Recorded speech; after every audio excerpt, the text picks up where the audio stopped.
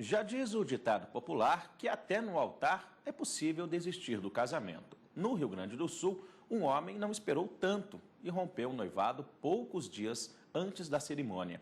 A mulher se sentiu prejudicada e pediu indenização por danos morais, mas a justiça negou. Amanda e Edson estão juntos há 10 anos. Em 2011, resolveram marcar a data do casamento para agosto do próximo ano. Embora tenham um filho de 8 anos, eles ainda moram cada um com seus respectivos pais, que vão ajudar a pagar a cerimônia. A lista de casamento nem terminou e o gasto já ultrapassou R$40 mil. A gente dividiu de forma igual, né? As despesas. Tempo e dinheiro fazem parte para quem quer construir uma vida a dois. Mas você acha que quem termina o relacionamento dias antes do casamento deve pagar indenização por danos morais? Depende do motivo. Eu acho se for traição ou não pôde...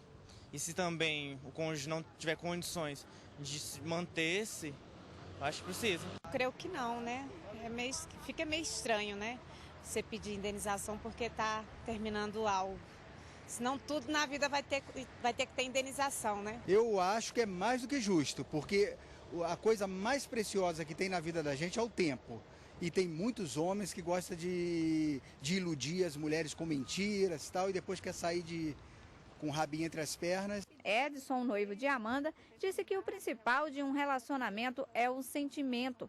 Para o músico, a indenização só seria possível para arcar com as rescisões contratuais do casamento, que no caso deles, gira em torno de 30%.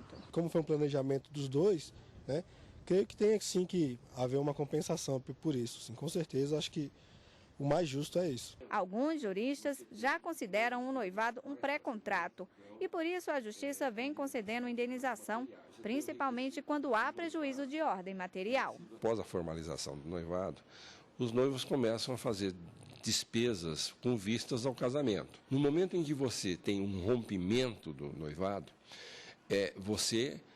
alguém gastou, alguém tem que pagar aquelas despesas comprometidas, aqueles compromissos assumidos.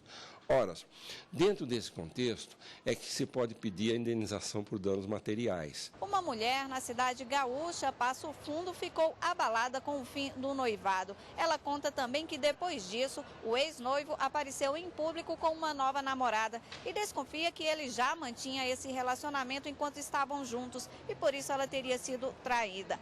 Pediu indenização por danos morais e tanto a primeira instância quanto o Tribunal de Justiça do Rio Grande do Sul negaram, porque nesse caso não houve ato ilícito e nem dano à autora. O relator do processo explicou que o Estado não pode interferir na escolha de ficar junto do casal.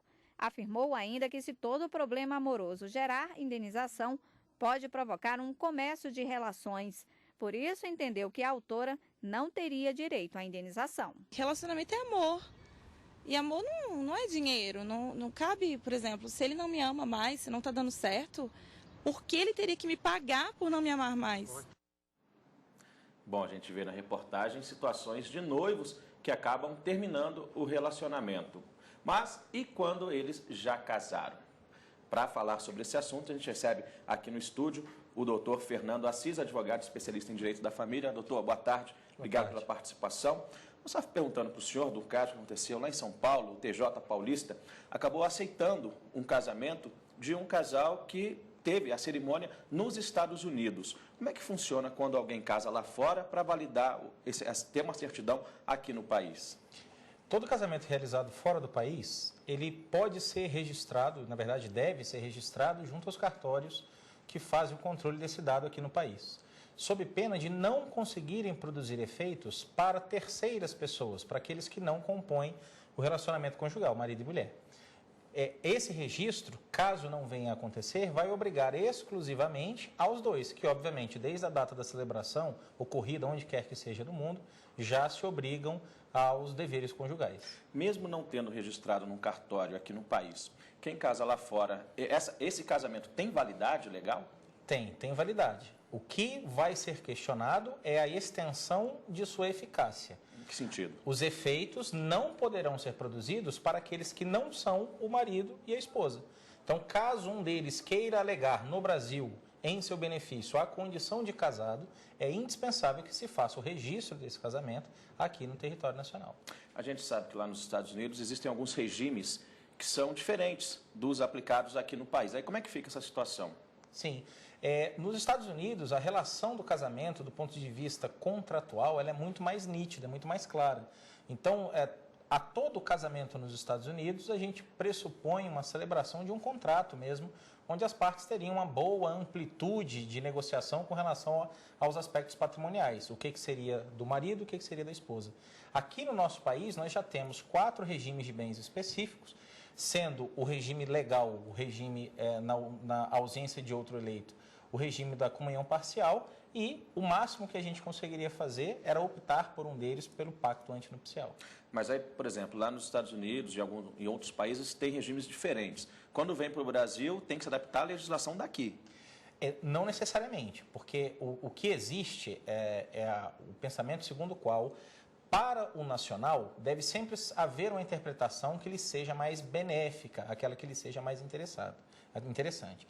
Entretanto, como até aqui nós tratamos o casamento do ponto de vista contratual, necessariamente nós precisamos levar em consideração a liberdade das vontades que foram tidas no momento da sua celebração. E no caso de outro país. No caso de outro país. O que não pode haver, sob nenhuma hipótese, é a incompatibilidade com o sistema nacional.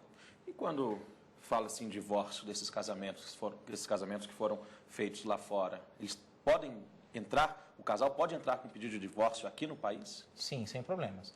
A legislação estabelece a competência concorrente entre a justiça estrangeira e a justiça nacional para conhecer de causas que se relacionam ao divórcio. E aí, com base nisso, havendo o ajuizamento da ação de divórcio aqui em território nacional, o juiz deverá buscar a aplicação, se o caso, de uma legislação estrangeira ou do que foi estabelecido no exterior, havendo compatibilidade com a legislação nacional. Tá ok, doutor Fernando, obrigado pela sua participação. Por isso. Até uma próxima. Obrigado. Boa tarde. Boa tarde.